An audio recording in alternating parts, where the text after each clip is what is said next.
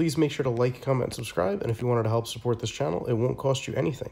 Just use the links in the description if you wanted to purchase any of the products that I use in this video.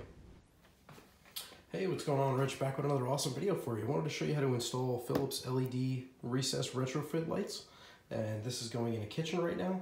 This can go in any kind of room. You want to make sure you have recess cans. I took one out of the package already and wanted to show you what it looks like. These actually have gaskets that seals up against the top of the ceiling. And this is what the bottom of it looks like. This is what the top looks like. It's just one piece. And then it's got the spring-loaded hinges to hold it inside the housing. The wire that's coming out like this, about 14 inches long. Actually does have a disconnect right here. You could screw it in to the housing that you have existing. And once you screw it in, just connect it together. And then you take your LED, just put it inside. I thought this was plastic when I got it.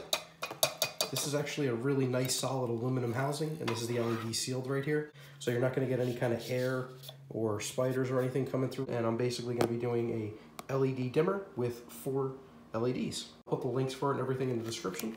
Okay, so you want to take your old trim ring, which is what was covering up this. That's what they look like. Just take the 2 springs and just slide them up and they'll come out. And basically you just want to screw in the base and then put the clips through 1, 2, 3, 4. That's it. It will go right in.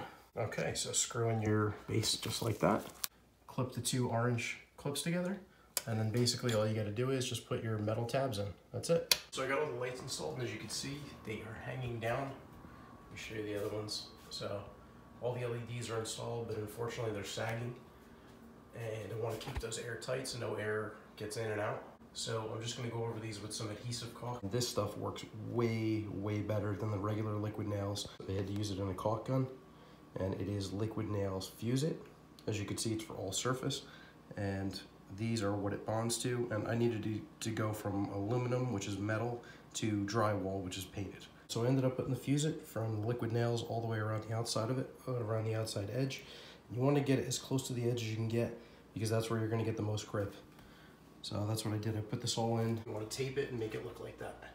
So what I did was I put the tape on a cross pattern like this, in a cross, and then I ended up putting more tape here on each one of the edges just to hold it up against the wall. And this is just automotive masking tape, so it's not going to affect the paint. And that's it. So I'm just going to let it sit overnight, and that should be good enough to do it. I got all the lights installed. This is a day later. Now they're sealed. They're good to go.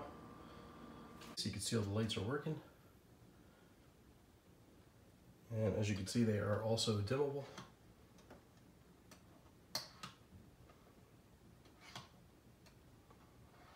Yeah, so everything's working great. I'm gonna leave links in the description in case you want to pick up anything I used in this video, including the lights or the glue.